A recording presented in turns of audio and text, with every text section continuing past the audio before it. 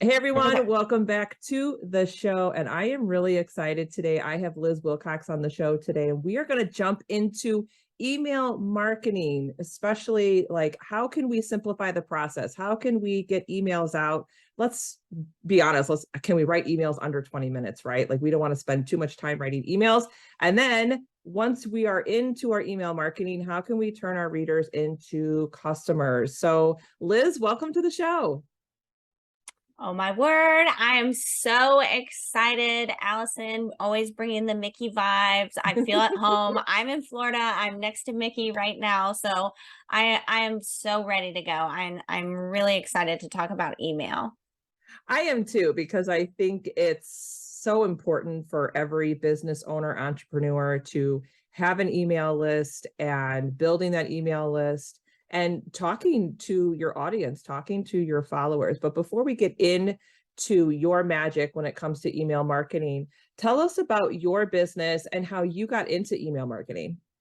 Yeah, so I actually have a little bit of a different story where a lot of market email people will come on and talk about how they were a copywriter first, or they worked for an agency or something like that. I actually started off as an RV travel blogger. So I wanted to hit the road in an RV with my family. I still had some other um like not immediate family needs. And I needed a way to make money so I could be more flexible and honestly make more money, right?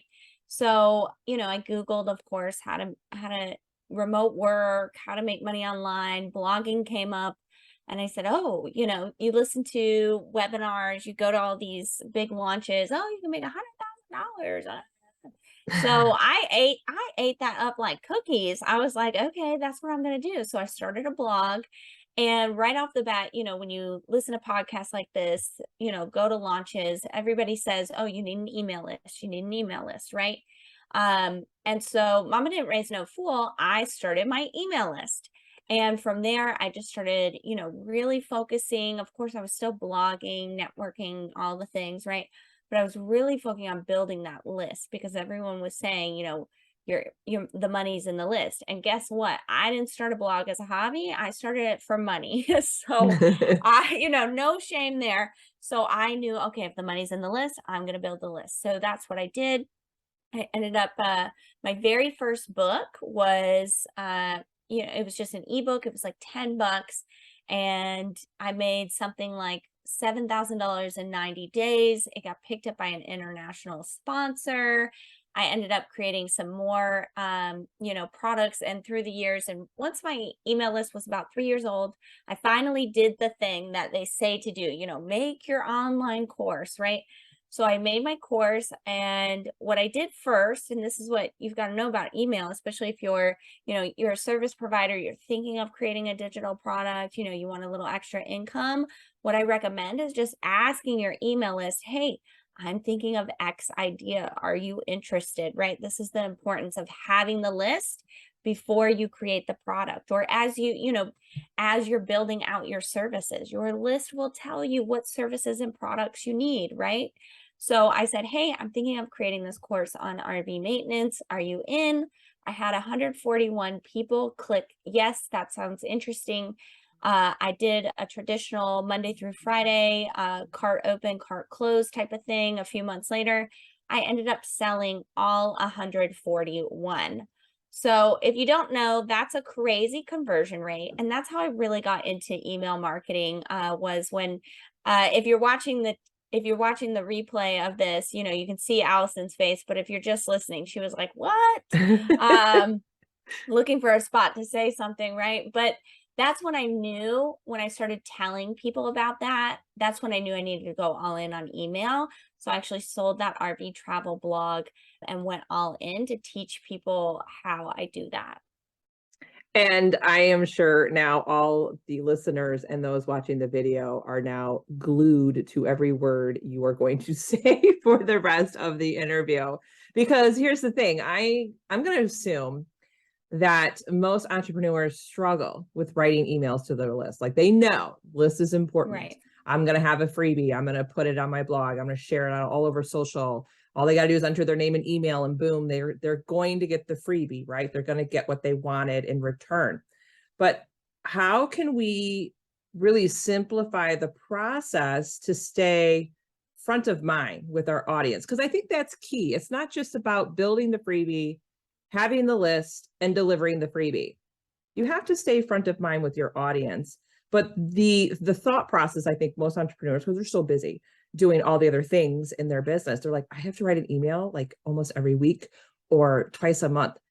How can you kind of shift their mindset to, simplify that process?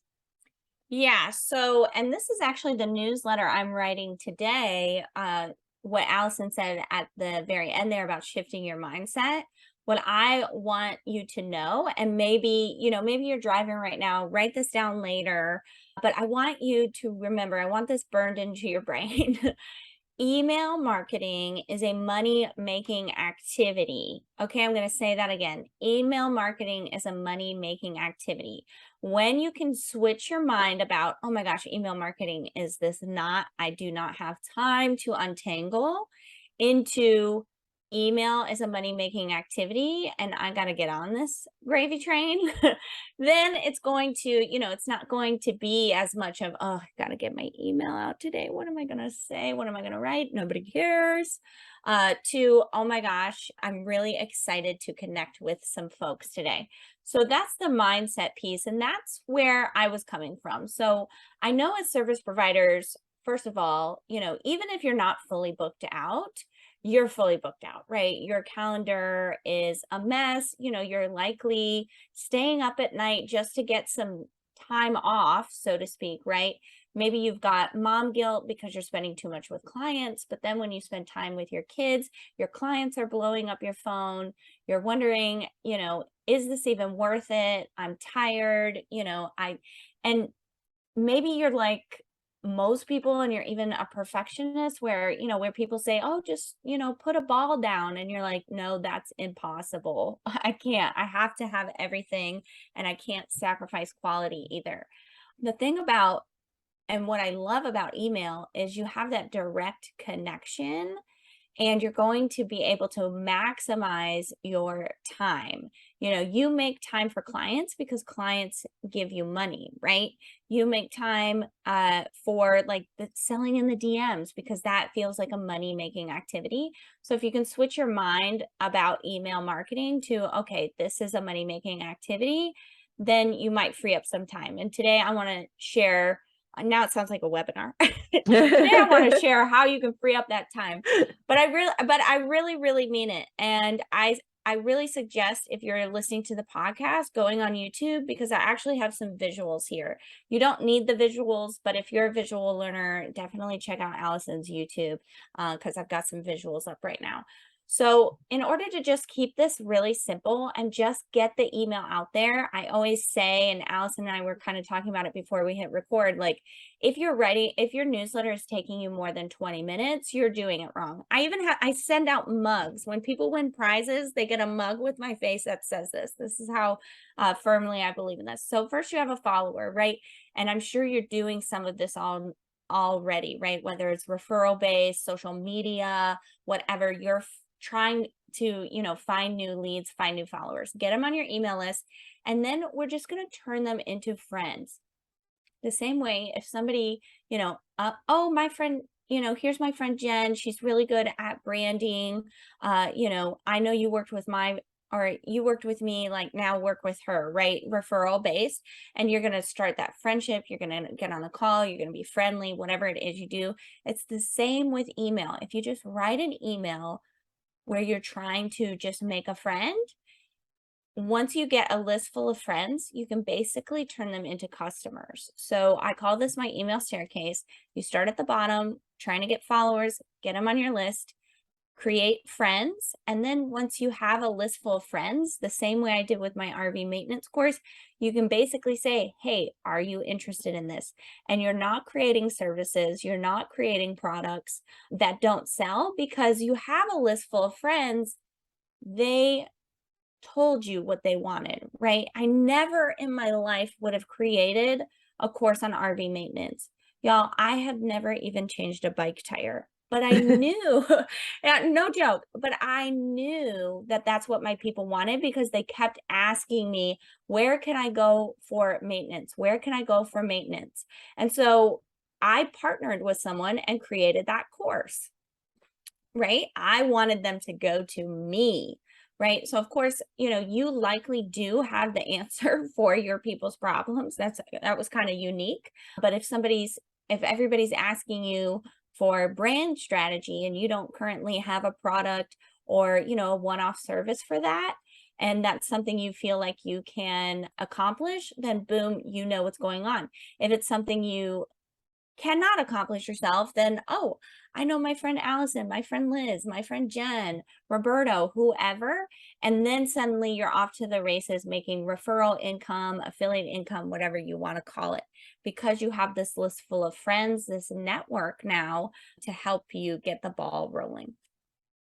So I just want to pop in real quick because I want to kind of reiterate what you said is we really need to, when we're shifting our mindset, we need to stop thinking as email marketing as a chore and really make it a priority in our business, because that is the main money-making activity that we can be doing.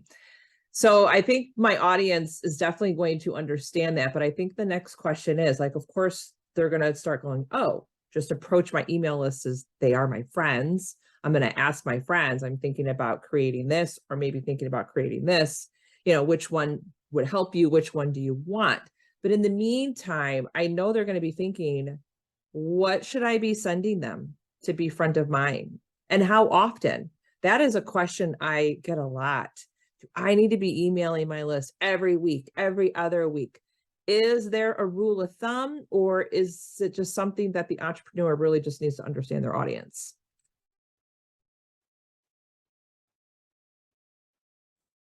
Okay, so I think Allison is right in both parts. Of course, there's a general rule of thumb about once a week is a great place to start, but you also have to know your audience, right? So my audience actually lately has been asking me for more than once a week. Now, am I going to do that? I don't know, because I might not have the personal capacity. But generally, once a week is fine. Also, if you feel like that's too much for you right now, I want you to just try once a month, right? Just tell your people, I'm going to email you once a month. Build that muscle, right? It's not like we just go into six-pack abs, right? Like, oh, tomorrow I'm going to have six-pack abs because I'm changing my behavior. No, it's the same with email, right? Just start to build that muscle.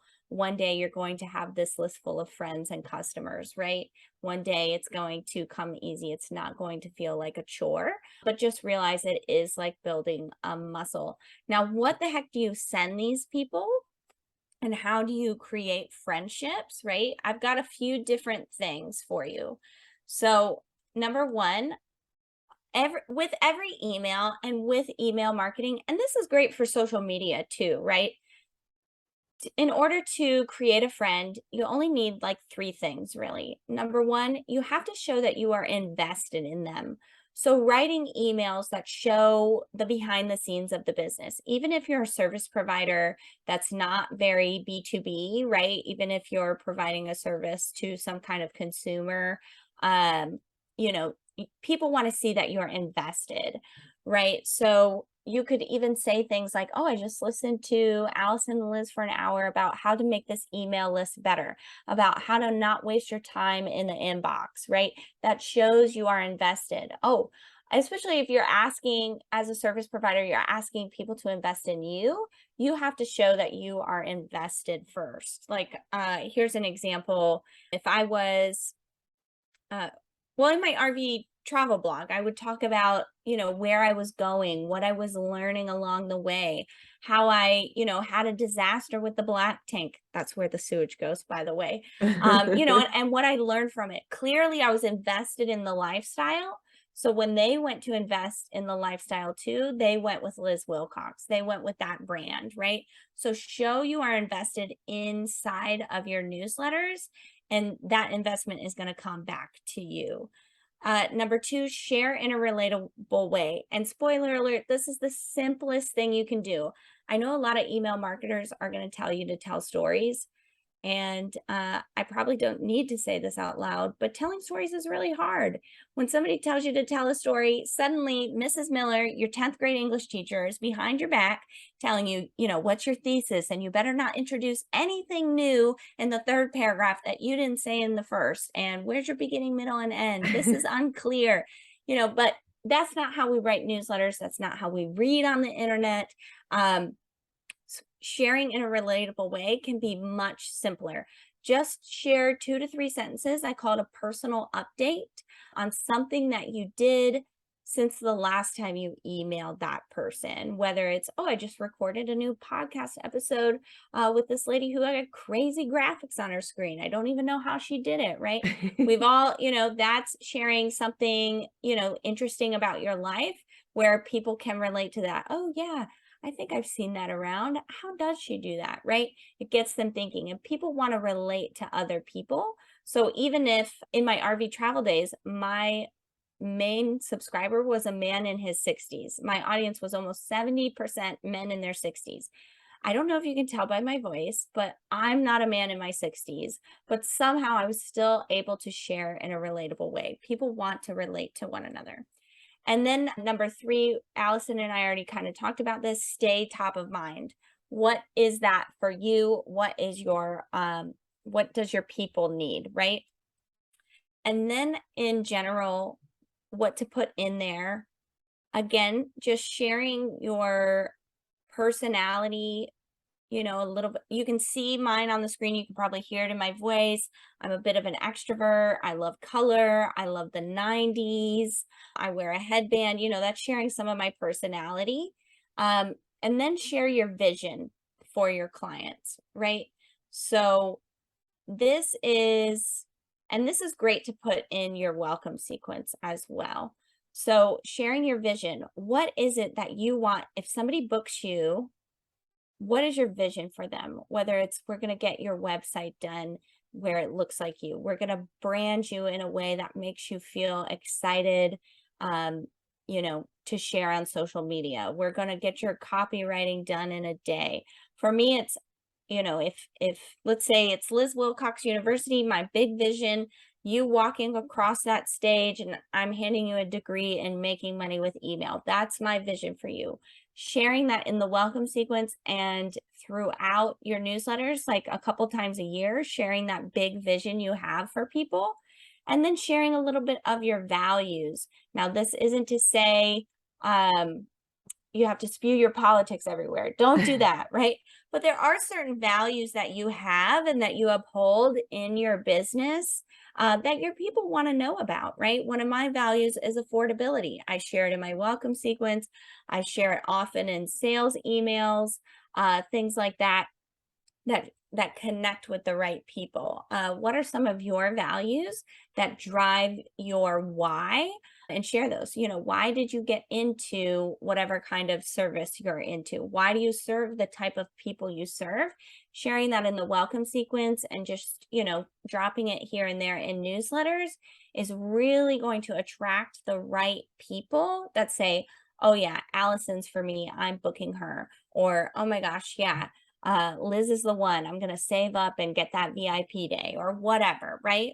I love that. And I think you just really simplified it by breaking it down to the invest, share, and stay. And it's really just like a simple process. And when you were talking about like share in a relatable way, there's a story that I told a while back and actually reshared it again. And it's like one of my top performing posts. It was a simple, I shared a story about me like simply just going to Target and grabbing like a pair of jeans because the label said the size that I should fit into, right? And of course, coming home, they didn't fit. I had to return it, but I turned that story into a relatable way. Like pants are not a one size fits all, and neither is social media. And it was just like so relatable because I'm sure everyone has gone into a Target or whatever and grabbed something going, yeah, that's going to fit me, and come home and go, nope, can't even get it over my leg. Like it was just such a relatable story and such an easy story for me to tell because it actually happened to me one day in Target. So I think when we talk about and I want to see if you agree with this, Liz, when we're talking about like, oh, share your story. I think people think it has to be like this big elaborate dream story, where I think it can just be these little micro everyday stories that's happening in your life, and it's going to relate to your audience. We should also be sharing those along the way as well. Do you agree with that? Yeah, I love what Allison said about these little micro stories, but I want to put an asterisk in this because a lot of us don't feel like we're storytellers. And naturally, yes, we are storytellers. I mean, not all of us are good. Like we all have that auntie at Thanksgiving that goes on and everyone's looking at each other like, is she going to get to the point? Would she be quiet? Can I walk away? Would it be rude? I have to pee. I need to unbutton my pants. Right? We all have that auntie, right? We all know that person. So if you feel like that's what you do in your newsletters and you're like, oh, I don't know how I can get to the point, etc. I don't want you to feel like you have to share a story in every single newsletter, but you can still be relatable and you can still share in that relatable way. Save those stories for like when Allison said, okay, I've got this jean story. This is really good. And it's an easy segue for me. That likely just came to her, right? She was like, oh my gosh, this is going to be great. So save those moments and in your newsletter, instead, just share a personal update. That is 2 to 3 sentences, again, of what you've what you've done in the last couple weeks. And if you can't think of that clever segue into your content, here's what I want you to do instead. So just grab your keyboard, hit this caps lock button. I'm sure you're familiar with it. And you can just type the word anyway, ... What I really want to talk about is whatever piece of content, my new service or, my flash sale, my new Instagram reel, my, new TikTok account, my Facebook group, my blog post, my interview with Allison, whatever. If you feel like, oh, I just can't come up with that story today, that's totally fine. Just give that personal update of, oh, I went to Target, I bought the wrong pair of jeans. So annoying. I'm going to have to go back tomorrow, which means I'm going to spend another $100. Anyway, what I really wanted to talk about is my new podcast episode with Liz Wilcox. She talks all about email marketing, blah, blah, blah, blah, blah. And then, you told something that was relatable. Everybody, oh gosh, Target runs. Yep, that's gonna cost you more than the wrong pair of jeans, lady, right? And then, okay, I get the content, right? You haven't wasted people's time. If you feel like you're not a storyteller, you didn't have to become one. Remember, it is a newsletter, not a novel. You don't have to tell a story every single time. Chances are, if you don't have time to come up with an idea and write it, people don't have time to read it. So just release yourself, give yourself that permission slip to just say what the heck you need to say and get out of there. That was awesome. Perfectly said. And I have one more question before we wrap up this amazing interview. What is the biggest action to turn readers into customers? Oh my gosh, this is so fun. Yes. Okay. This is the ding, ding, ding moment. So in your welcome sequence, I suggest an email. Usually I suggest this as the third email where you set expectations. And if you need an example of this, I have it in my freebie. But basically, the same way Allison set expectations when she did an intro for this episode, the same way when you go to a webinar, there's an agenda, there's objectives, et cetera, et cetera. You're in college, they give you a syllabus, you know exactly what's to come for the entire semester. You have to do that with your email list. So in the welcome sequence, I normally suggest the third day you set expectations. And this is where you tell people, oh, I'm going to email you once a month or every Tuesday. I'm going to share tips on XYZ. And then this is the ding, ding, ding, pull over, write it down, burn it in your brain. You're going to say, I am going to offer you free and paid services. Free and paid products, free and paid resources, whatever. Likely they got on your list through some sort of freebie, or you were saying, get on my list, to get my availability, whatever, right? So now we need to flip the switch in the back of their head, like Allison said, from freebie person or semi-interested to, okay, now I know she's a business and she's serious. And, that's how I'm going to look at her emails from here on out. So just saying, I'm going to offer free and paid services. If you already have your services, or maybe you have a small digital product or two, then you can sub bullet, right? You can say, like my VIP day, like my 10-week program, like my, $10 checklist, right? And then you just hyperlink to those things. That's if you have them. If you don't have them yet, still highly recommend telling people you're going to offer free and paid, right? They have to know upfront that you are a business and that your emails are a marketing channel, or a channel is the word I'm looking for. And then from there, in your newsletters, you can just drop those things, right? You're fulfilling that promise of telling people, I'm going to offer you these things. So maybe you put it in a PS one day. PS, I've got one more, I've got one more calendar. One more spot is the word I'm looking for. I've got one more spot. Maybe, the next week it's a whole thing on this new offer you're thinking of coming up with, and you get people to click.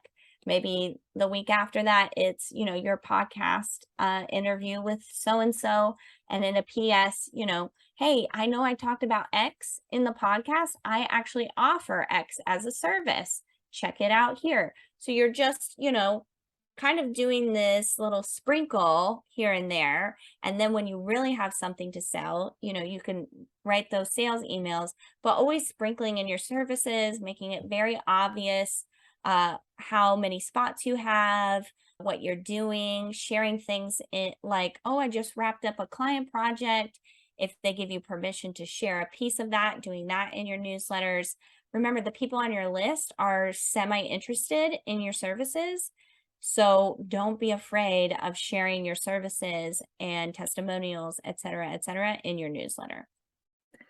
Liz, you just shared so much information in such a short amount of time that I know that my audience is definitely going to want to check out your work, because I know your work is just amazing. So where can they connect with you? Yeah. So, of course, I'm an email marketer. I would love for you to get on my email list so you can see, all those things I was talking about sprinkling. You can see how I do it in action.